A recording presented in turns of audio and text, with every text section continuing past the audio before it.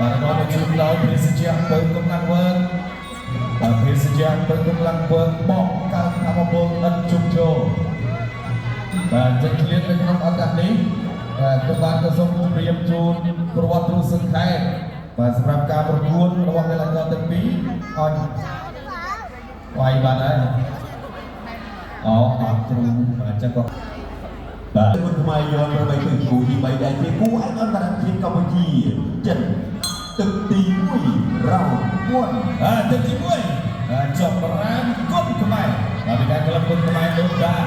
ហើយជួយកីឡាករចិនបាទបាទសៀនរូបាទដល់បាយស្ដាប់ចា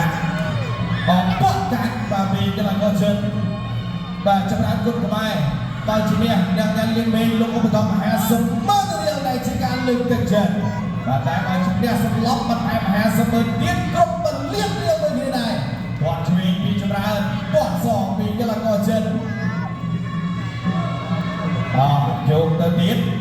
បាទចម្រើនគាត់ទៅតិចគាត់ជើងក្រោមមួយហត់ចម្រើនកាក់ជើងក្រោមសងវិញ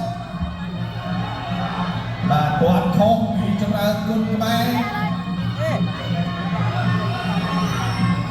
យកមួយពីកីឡាករចិនទៅកន្លែងនេះចេញអីអត់ចេញទៀតគាត់មកច្រាស់គ្នាបាទវាយថែមពីកីឡាករចិនបានឆ្វេងក្រោយទៀតគាត់ឆ្វេង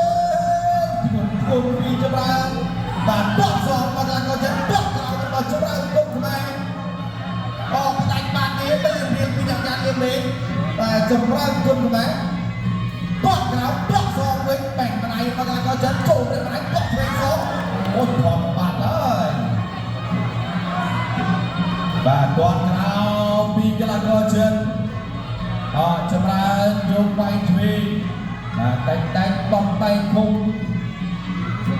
បាទវាយសងកីឡាករចិនចាក់ជង្គង់របស់ចម្រើនខ្ទាស់មកទៅមើលទៅដល់វាយកែងបានមុនរូបមកកែងរបស់ចម្រើនអត់បានបែកទេបាទអត់បានមុតបាទទៅទៀតបាទចម្រើនគុណខ្មែរបាទយកអុយពីចេញមួយដល់ទៀតបំរុងគាត់អត់ចេញអាវុធ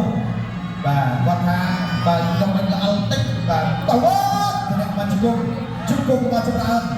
រមួលមកចាក់ជង្គង់របស់ចម្រើនកែងរបស់ចម្រើនបាទនេះការនៅកន្លែងណាក៏សាច់ជុំរមូលទៅចាំការពាររមូល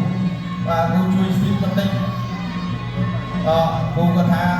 បាទដល់មកប្រកួតបន្តទាត់មួយជើងរបស់ចម្រើនគុណខ្មែរ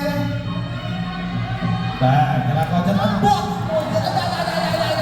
បាទកលៀបចម្រើនពីអ្នកលៀបលេងពុកមួយរបស់ចម្រើនចាក់ជង្គង់របស់កីឡាករចិនកែងរបស់ចម្រើនគុណខ្មែរជង្គង់របស់ចម្រើនគុណខ្មែរជង្គង់របស់ចម្រើនគុណខ្មែរ